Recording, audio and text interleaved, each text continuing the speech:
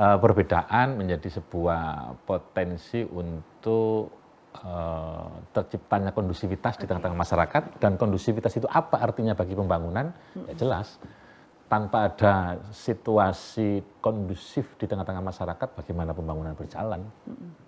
Jangan kemudian menyederhanakan dengan, oh Jawa Timur itu relatif homogen kok, Muslimnya banyak, NU-nya banyak, insya Allah mereka karena benderanya relatif sama ya aman mungkin gitu ya, akan sejuk, terkendali apa seterusnya. Itu belum tentu.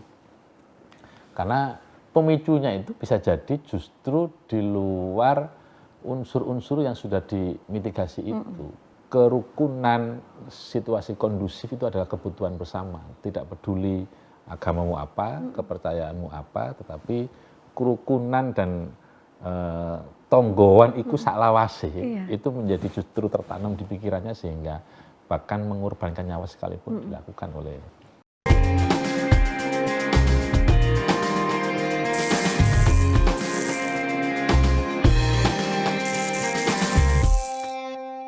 Assalamualaikum dulur-dulur Jatim, bersama saya Tania Anandita. Kita kembali dalam podcast Jatim Channel, podcast DPRD Provinsi Jawa Timur. Dan seperti biasa kalau misalnya ada Jatim Channel, tentunya kita akan kedatangan, pastinya di kesempatan kali ini saya sudah bersama dengan Bapak Fauzan Fuadi, SIKOM, M.Medcom. Beliau ini merupakan anggota Komisi A DPRD Provinsi Jawa Timur dari Partai Kebangkitan Bangsa atau PKB dan dari Dapil Jatim 12 ya Pak ya. Betul. Dari Kabupaten Tuban, Kabupaten Bojonegoro. Betul. Pak Fauzan, apa kabar hari ini? Alhamdulillah baik, Tania. Alhamdulillah.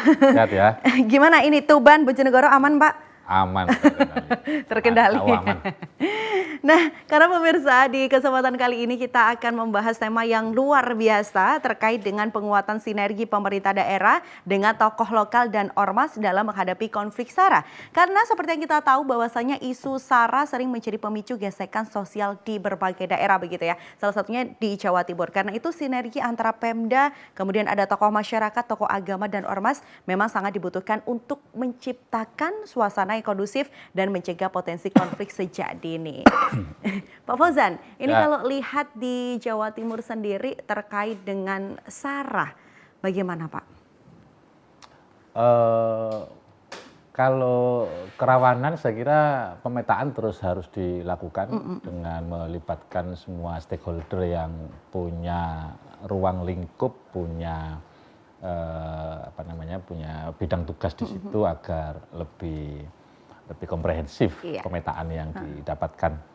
Secara keseluruhan potensi itu harus dipahami tetap akan selalu ada karena kita eksis hidup di sebuah tempat di mana kita bersosialisasi dengan keanekaragaman pikiran, kompleksitas persoalan, wilayah dan lain-lain, kerumitan tantangan ekonomi hidup sehari-hari dan seterusnya itu yang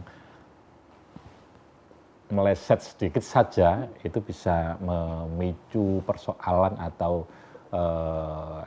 konflik sosial berpotensi SARA yang meluas. Ada banyak peristiwa yang bisa dicontohkan ya untuk Jawa Timur saja. Umpama beberapa waktu yang lalu meskipun sekarang sudah mereda, sudah relatif selesai, tetapi ini benih-benihnya kalau tidak terus-menerus dikendalikan bisa jadi benih ini akan kembali tumbuh. Ketika beberapa waktu yang lalu ada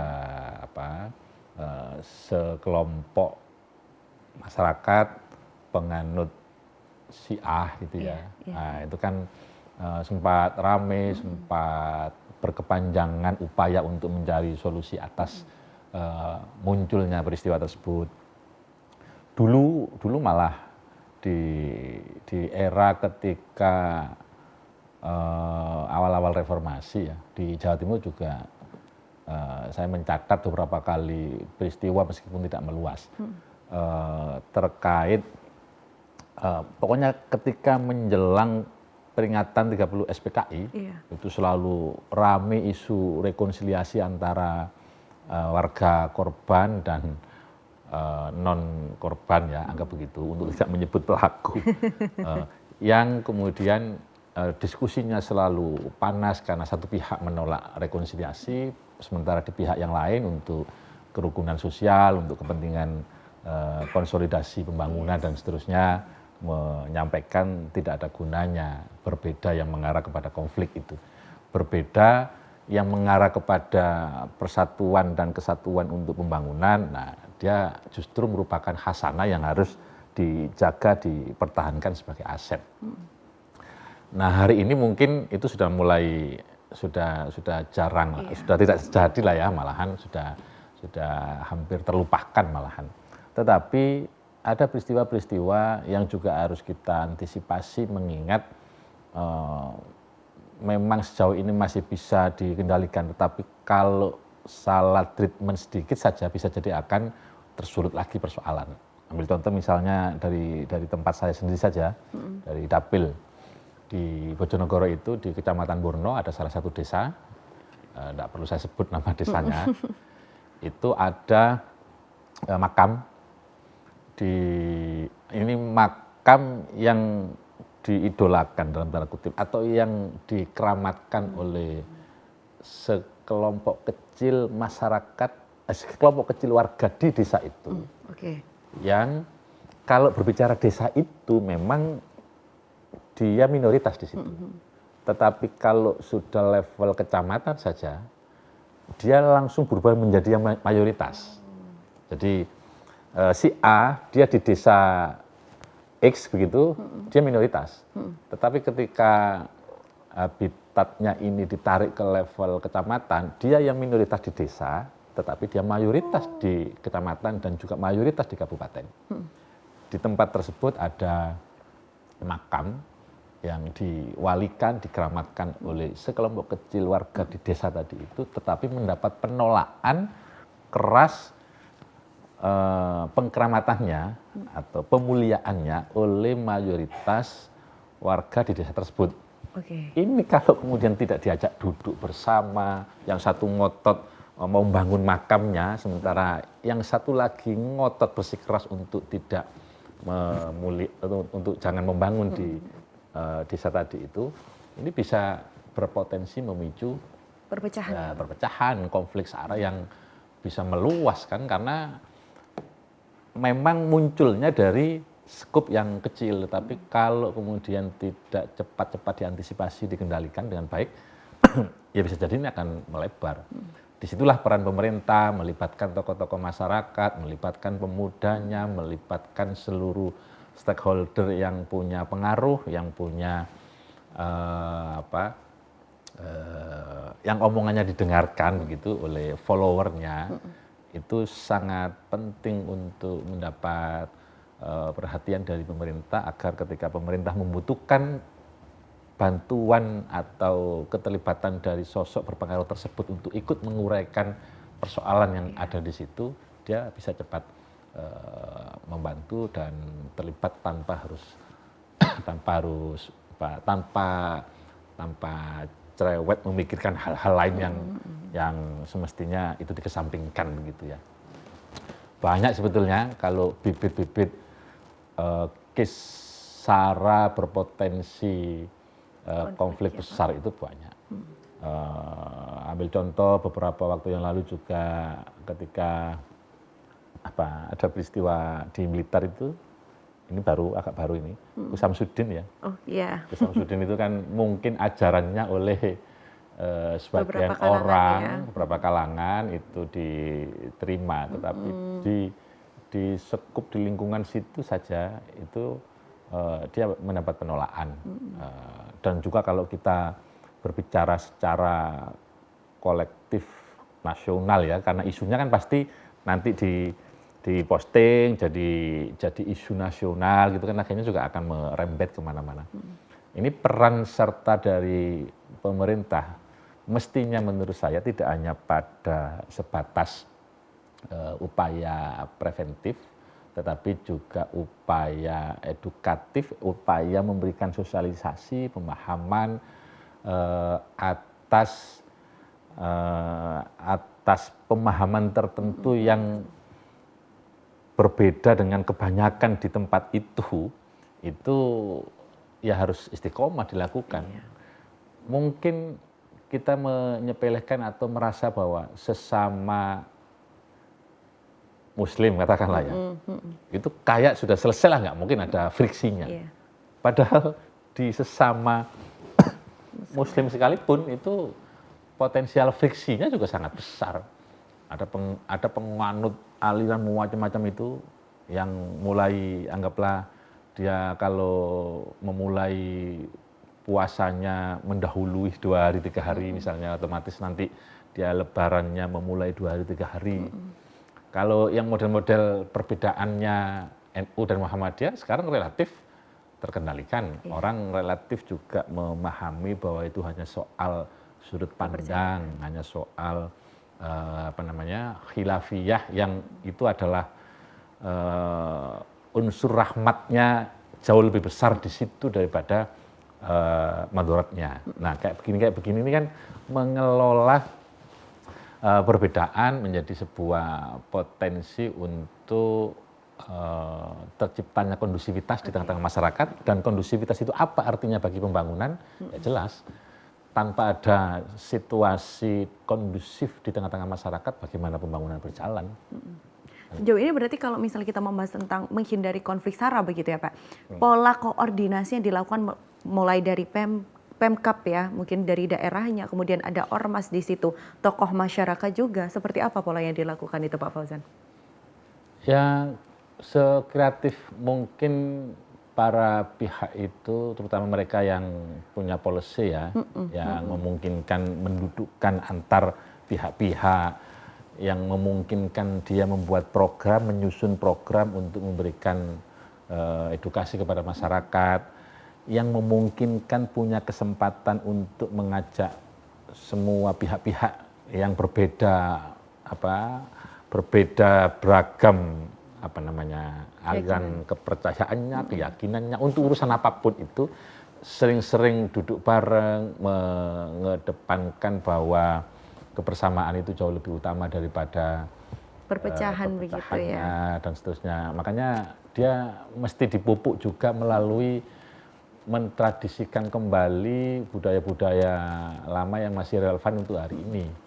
Yang ini juga sudah mulai luntur, katakanlah gotong royong di tengah-tengah masyarakat. Itu kan menumbuhkan partisipasi aktif dari semua elemen di tengah-tengah masyarakat, bahwa saling memiliki atas kondisi kebersihan misalnya di desa itu. Ini nampaknya tidak secara langsung berhubungan dengan upaya untuk pembatasan isu SARA ya, tetapi dengan kekompakan di situ, dengan kegotong royongan, kalau misalnya hari kerja bakti, Agustusan ngumpul bareng, lomba bareng, itu kan perbedaan menjadi seakan-akan cair dan lebih utama kekompakan yang terbentuk dari situ daripada perbedaan-perbedaan yang ada sebagai bahan bakunya, sebagai bahan bakarnya. Dengan pola integrasi seperti itu Pak Fauzan, apa sebenarnya tantangan terbesarnya untuk akhirnya bisa menyatukan berbagai pola pikir ya saya bilang ya? Apa sejauh ini yang menjadi tantangannya? Ya mesti harus dikaji dengan lebih serius kalau mau hasil yang didapat itu lebih akurat. Tetapi kalau sekedar analisis saya yang paling sering misalnya karena warga gabut ya. Gabut apa ini dulu Pak? Gabut itu kan orang dengan pikiran kosong, kemudian tahu-tahu baca berita, tahu-tahu gampang tersulut. Kan juga itu jadi bagian dari yang bisa memicu kerawanan sosial ya. Nanti isunya bisa merembet ke SARA dan seterusnya. Atau potensi anak muda di tengah-tengah masyarakat, di mana anak muda itu punya mental labil, semangat tinggi, emosionalitas masih meledak-ledak, kemudian dipicu sentimen-sentimen eksistensi antar perguruan misalnya, itu mereka bisa terjadi konflik. Nah, perguruan-perguruan itu kan mereka banyak juga yang berlindung atau yang berdiri tumbuh lahir dari bendera-bendera ormas. Bahkan ormas keagamaan, misalnya mohon maaf, NU punya Pagar Nusa, nanti Muhammadiyah punya Tapak Suci misalnya ya, lalu ormas apa lagi punya turunan-turunan organisasi di bawahnya yang itu bergeraknya di bidang olahraga sebetulnya, bela diri. Tetapi kan anak muda, saya lanjutkan, mereka ini berbeda sedikit saja, belayer-belayer saja, sementara ada perguruan yang sedang latihan, dia sedang mau pengesahan, sementara tidak jauh dari situ ada kelompok perguruan lain, belayer-belayer saja, itu kan pasti tersinggung. Iya. Ini pasti tawuran. Tawuran nanti bisa meluas kalau tidak cepat diredam karena mereka punya orang tua, Iya, mereka punya betul. geng tanda kutip, mereka punya komunitas. Kalau tidak cepat-cepat bibit-bibit friksi atau api tersulut ini dipadamkan, ya ini akan semakin lama, akan semakin rumit juga upaya penyelesaiannya. Nah itu caranya seperti apa? Ya misalnya gubernur kemarin kita apresiasi kebijakannya ketika beliau mengajak untuk merobohkan gapura-gapura identitas perguruan yang ada di Jawa Timur begitu ya. desa-desa di Jawa Timur. Kan itu sekitar setahun atau 2 tahun yang lalu lah itu gubernur berkebijakan begitu, dan itu relatif lumayan meredam atau meredahkan tensi sentimen berbeda kelompok perguruan satu dengan yang lain. Kalau dulu perguruan tertentu lewat di desa tertentu kok yang dilihat itu gapura perguruan yang berbeda dengan dirinya, itu kan usilnya muncul misalnya, reseknya muncul, namanya anak muda labil, kemudian spiritnya tinggi, egonya tinggi, pas lagi kabut misalnya, kan gitu kan. Itu saya kira juga itu bagian dari yang harus diurai, diselesaikan. Itu analisis yang dek-dekan bisa kita munculkan gitulah. Tapi kalau mau di riset, dikaji dengan lebih serius, pasti akan lebih banyak lagi peta kerawanan sosial, potensi tersulutnya konflik di tengah-tengah masyarakat itu oleh berbagai macam ragam faktor yang tentu kita tidak bisa langsung mempredisinya seketika. Gitu. Oke, Pak Fauzan, kalau dari kacamatanya Pak Fauzan ini sendiri, kerawanan terkait konflik SARA ini kebanyakan di generasi muda berarti untuk sekarang, Pak? Tidak juga menurut saya, tidak juga. Atau secara topiknya ini sebenarnya lebih baik di mana? Masih di agama kah? Ya lebih banyak, kalau Jawa Timur ya, Jawa Timur ini kan kalau berbicara kompleksitas suku kan ya relatif, ya ada orang Madura, ada orang Jawa, ada beberapa kelompok atau etnis tertentu, misalnya di Bojonegoro ada Samin, di Bromo ada Tengger, misalnya begitu-begitu ya, di Banyuwangi ada Osing. Sejauh ini sih mereka relatif hidup berdampingan satu dengan yang lain dengan relatif guyup. Saking guyupnya orang Jawa dan orang Madura kalau duduk bersama itu kan gojlok-gojlokannya saling menertawakan dirinya sendiri, saling membuli dirinya sendiri. Semakin bulian atau guyonan menertawakan dirinya sendiri itu semakin menyinggung, justru itu semakin membuat mereka tertawa.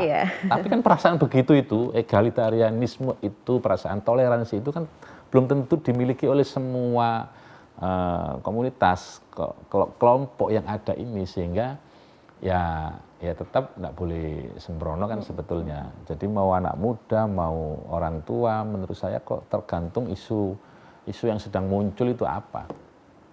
Seperti hari ini misalnya di Bojonegoro, tahu ini update banget, isunya masih update banget. Tahu masjid viral di Bojonegoro? Yang bagus itu Pak? Masjid, ya pokoknya masjid viral lah ya, bagus, tentu bagus, makanya viral. Itu letaknya di Kecamatan Margomulya Bojonegoro, dia sebuah wilayah ujung yang berbatasan dengan Ngawi. Itu hampir tiap hari wisatawan religinya itu ribuan. Kebetulan di kecamatan itu tumbuh sebuah komunitas etnis, namanya komunitas Samin, yang terkenal dengan sedulur sikapnya itu. yang jumlahnya tidak banyak, dia semacam etnis atau teman kayak kelompok aliran begitu ya. Nah, belakangan masjid ini oleh pemerintah kabupaten akan diganti namanya menjadi Masjid Samin Baitul Mutakin. Nah, sudah mulai muncul ini sebetulnya bibit-bibit riak, orang nggak terima ini kok bisa diganti ini, singkat cerita kayak begini ini kalau kemudian pemerintah tidak cepat-cepat tanggap, sensitif, peka terhadap potensi muncul masalah kalau tidak segera diantisipasi, ya boleh jadi betul-betul ini akan meletus, betul-betul ini akan meledak. Iya. Kenapa? Ini kan urusan sensitivitas kan sebetulnya di masyarakat itu. Urusan kepekaan mengurai problem di tengah-tengah masyarakat supaya kondusivitas, guyup, kerukunan itu membuat kita juga yang melihat nyaman, juga bagi penyelenggara negara ini membantu pembangunan itu berjalan dengan baik, sehingga ya karena kita ini menurut saya apalagi di level yang bawah belum semua punya pemahaman atau kesadaran berbeda itu rahmat, berbeda itu ya sudah biasa, dia khasanah, dia kekayaan. Di tingkat atas politisi-politisi kita umpama ya, kemudian penyelenggara-penyelenggara negara kita itu umpama, mereka pada saat kompetisi politik mereka bisa bertarung keras, nggak karu-karuan, panas, tetapi ketika sudah selesai mereka akan duduk bareng lagi, seperti halnya contoh Pak Prabowo dulu di 2019 menjadi rival ketatnya Pak Jokowi, tetapi setelah pilpresnya selesai beliau dengan kenegarawanannya justru menjadi kabinetnya Pak Jokowi. Yang terbaru misalnya Gus Muhaimin dengan Pak Anies waktu itu, betapa berdebat kandidat presiden itu kan kita tahu betul. Setelah pilpres selesai, Gus Muhaimin jadi menterinya Pak Prabowo. Nah Pak Fauzan, sebelum kita makin panas boleh minum dulu kita. Karena bahas konflik ini ikut ke bawah panas ya.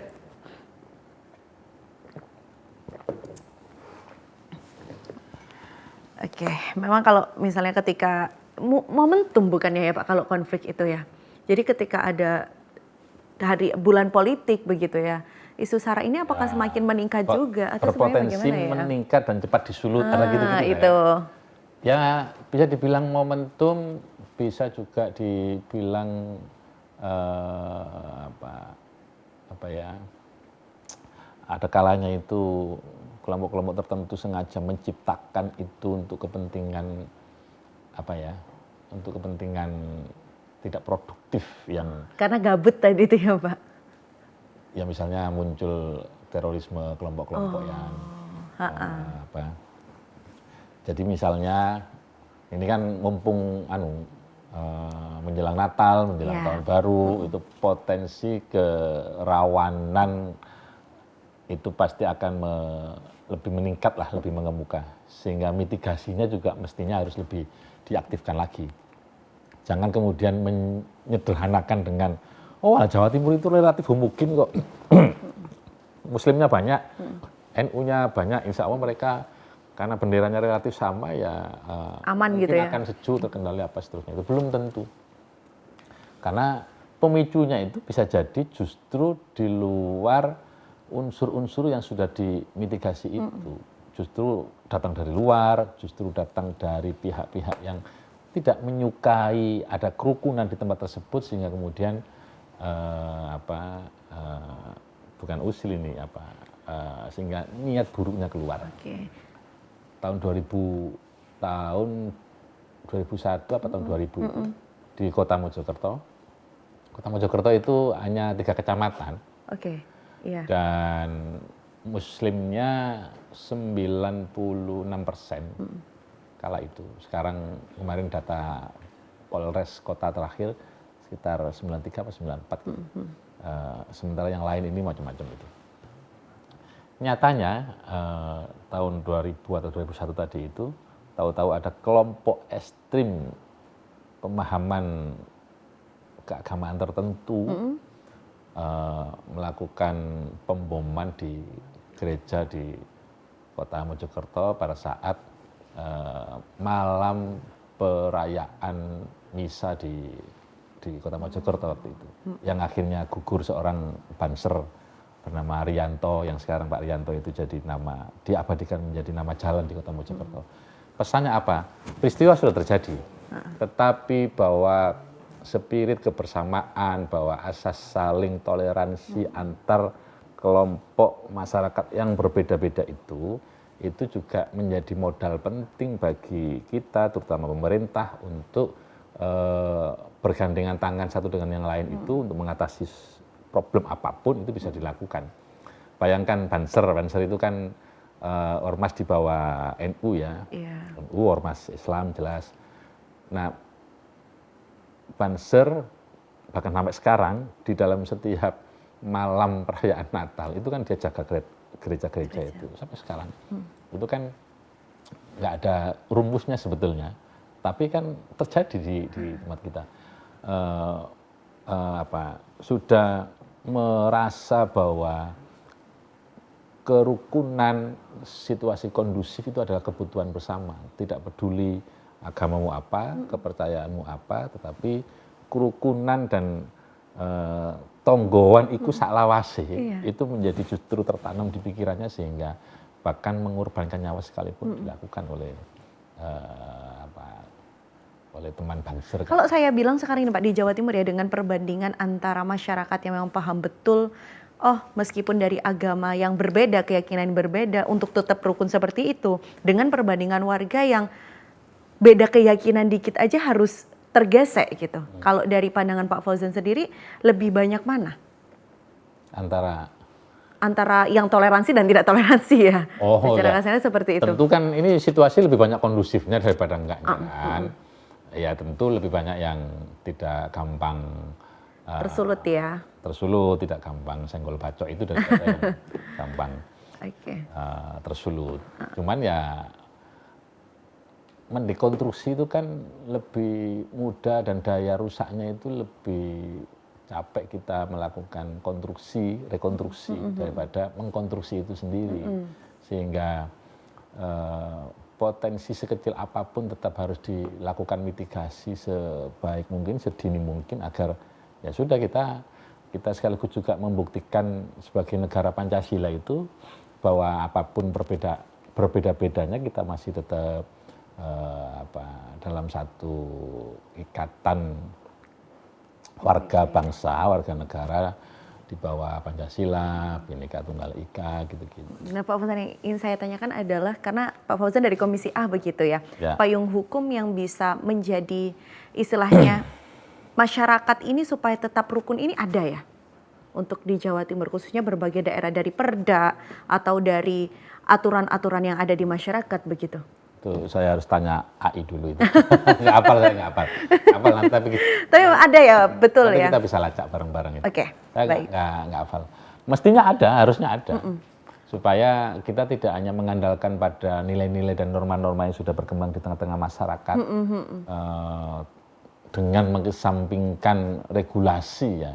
Tidak membuat regulasinya, harusnya ya ada regulasinya.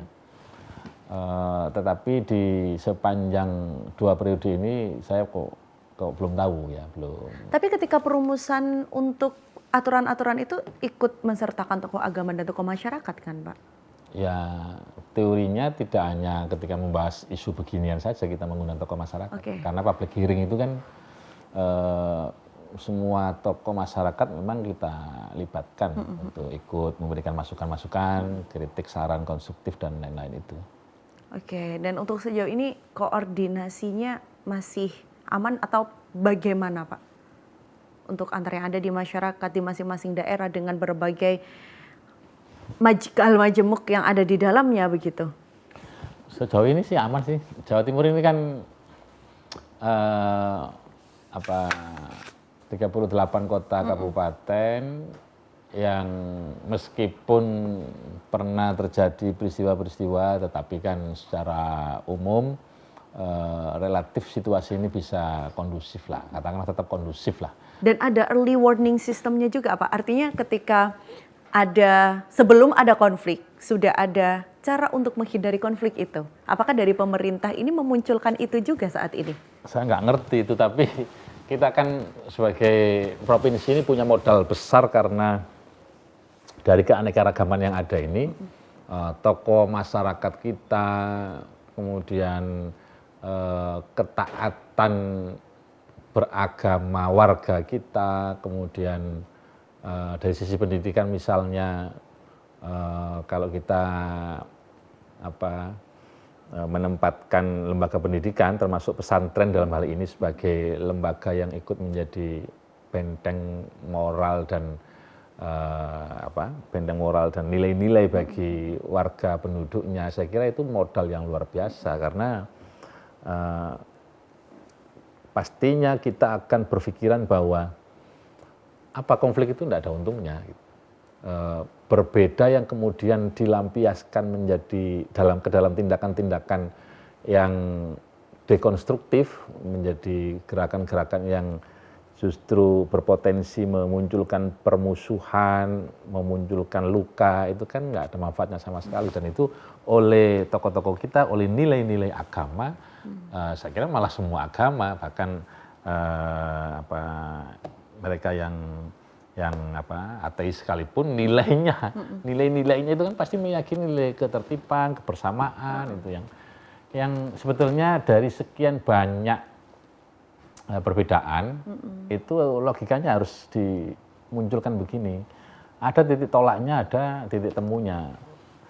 Semakin banyak muncul titik tolaknya, maka harus berlipat-lipat dimunculkan pula titik-titik temunya, sehingga kalau ada perbedaan, jangan berpikir perbedaannya, titik tolaknya, tetapi berpikirlah titik temunya. Sehingga dirimu walaupun nggak sama keyakinan agamanya dengan saya, nggak ada urusan. Yang penting urusan sosialnya, sehari-harinya kita nggak ada masalah. Itu dicontohkan bahkan kalau dalam Islam oleh Nabi Muhammad sekalipun itu dicontohkan begitu. Bahkan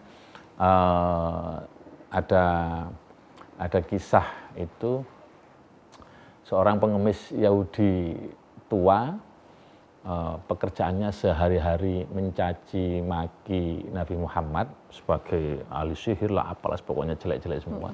Tetapi dalam setiap pagi hari ketika Nabi Muhammad ke pasar, itu beliau selalu menyempatkan diri untuk menyuapi pengemis buta Yahudi tadi itu. Itu dilakukan sekian lamanya sampai suatu saat Nabi Muhammad meninggal dan si pengemis buta itu tidak lagi mendapat suapan.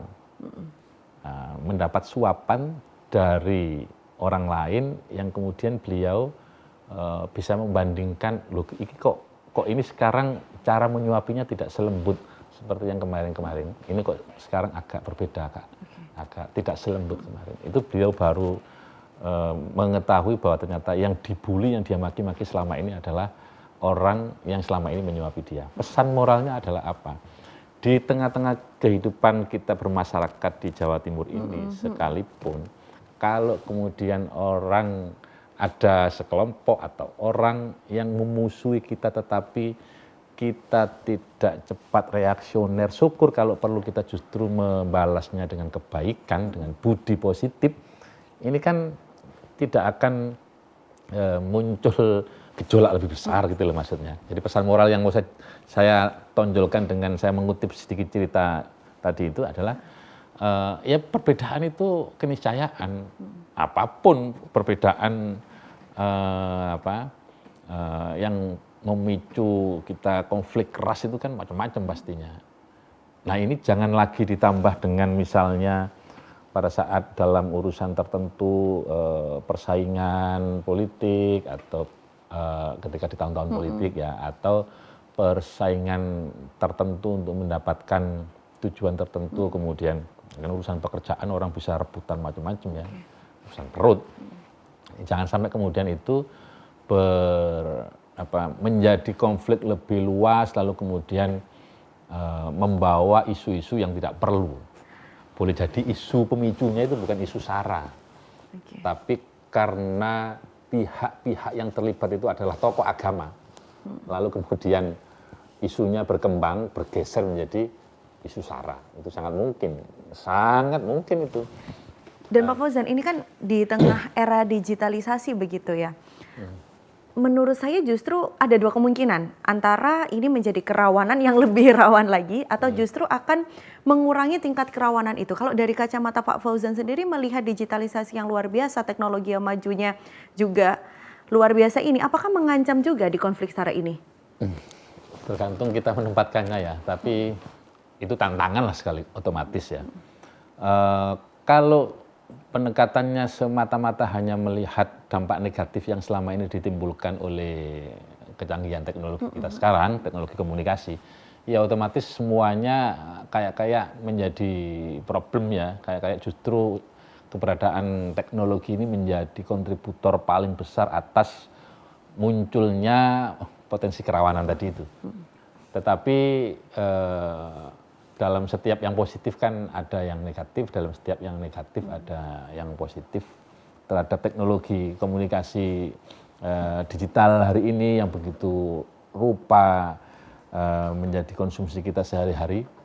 Karena orang mulai bangun tidur sekarang semua langsung HP ya, dan informasi itu disodori kita. Betul. Filter atas informasi itu kalau tidak tepat dilakukan oleh warga, oleh masyarakat, dia bisa jadi akan gampang tersulut oleh hal-hal yang belum jelas konfirmasinya. Peristiwa akhir Agustus kemarin yang membawa korban lumayan, korban materi ya. Kantor DPRD Kota Kediri, kantor DPRD Kabupaten Kediri, kantor Wakil Gubernur Jawa Timur itu kan menjadi amuk sasaran. Betul. Masa itu kan juga bagian dari contoh betapa arus informasi di sosial media. Waktu itu kalau nggak salah ada salah satu platform yang hampir dimatikan sampai 4 hari kan. 4 hari apa 5 hari waktu itu. Karena TikTok ya Pak. Ya, karena dia berkali-kali, karena ada banyak live yang justru dari live itu aparatur keamanan kita memandang lebih banyak negatifnya, memicu kerusuhan yang lebih luas karena orang di situ kan teragitasi, terprovokasi untuk ikut menggelorakan kerusuhan itu sehingga dimatikan. Dan ya nyatanya terbukti efektif. Hal yang berbeda kan di negara lain, di Nepal itu justru ketika sosial medianya dimatikan malah semakin nggak terbendung, malah semakin nggak karu-karuan. Perdana Menteri diuber-uber, Menteri Keuangan sampai nyemplung ke kali apa itu ya, itu potret di mana dampak sosial media pun belum tentu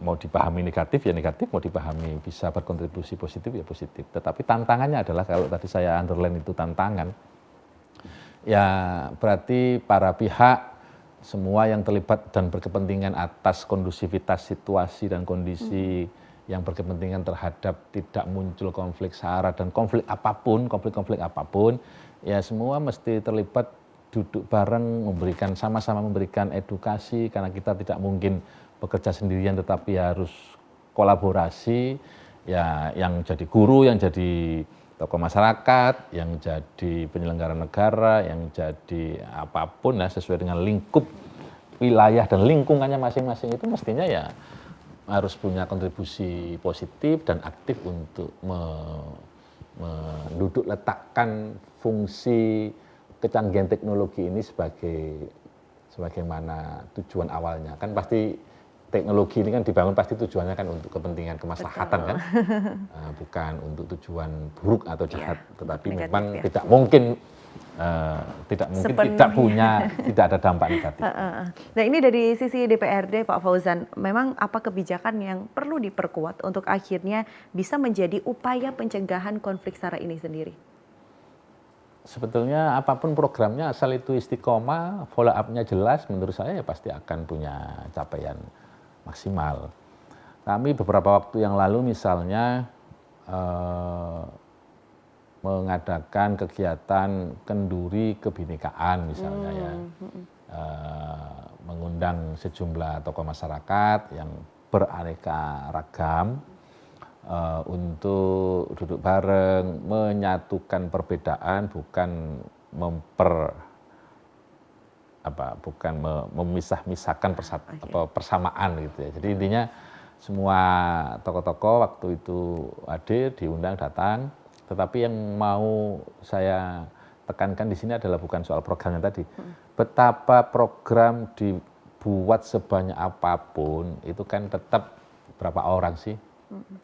Lalu program seintensif apapun kalau tidak ada tindak lanjutnya, dia bisa sekonkret apa sih memberikan perubahan di tengah masyarakat. Maka kan PR-nya adalah menurut saya program-program itu sudah bagus semua, tetapi bagaimana agar program-program yang sudah dilaksanakan itu, karena dia juga pasti biayanya besar, kemudian dari sisi output dan outcome-nya kalau diukur tidak sebanding dengan biaya yang sudah dikeluarkan, itu ya harus dievaluasi problem utamanya di mana. Jangan-jangan bukan pada programnya tetapi pada tindak lanjutnya. Kan ya memang harus continue itu. Makanya untuk yang tahun depan kita mau berinisiatif mau mengadakan kema pluralisme gitu ya. Balik lagi untuk menyatukan keberagaman gitu, supaya ini tidak hanya menjadi domainnya atau tugasnya hanya dipasrahkan ke FKUB gitu aja ya. Ini berat ya, belum tentu kita memberikan anggaran cukup kepada mereka, memberikan intervensi berupa keberpihakan program yang cukup kepada mereka, alih-alih kita berharap mereka memberikan banyak sumbangsi nilai-nilai kalau kita tidak terlibat dan memberikan bantuan support kepada mereka. Pak Fauzan, ini terakhir pesan dan juga harapan untuk seluruh masyarakat yang ada di Jawa Timur untuk tetap mempertahankan kerukunan di tengah keberagaman. Monggo, saya persilahkan. Harapan ya? Pesan dan juga harapan. Apa ya? Ya, kompak, rukun, jangan hanya di mulut. Jangan hanya di kata-kata, tetapi konkretkan dalam bukti nyata berupa tindakan-tindakan yang langsung manfaatnya bisa dirasakan. Jangan hanya manis di mulut, tetapi actionnya nggak ada. Gitu ya. Karena memulai dari hal-hal kecil sekalipun itu memang sepertinya tidak bisa langsung manfaat itu dirasakan, tetapi dalam konteks membentuk karakter, dalam konteks melestarikan nilai-nilai, misalnya hari Minggu warga kampung mengajak kita kerja bakti, ya keluarlah. Jangan mentang-mentang bisa membayar dendanya lalu kemudian tidak mau kerja baktinya tetapi hanya membayar dendanya. Ini tidak mendidik. Yang dibutuhkan itu kan bukan uang dendanya sebetulnya, tetapi kehadiran, partisipasi, guyub rukun, serawung itu yang menjadi pelajaran.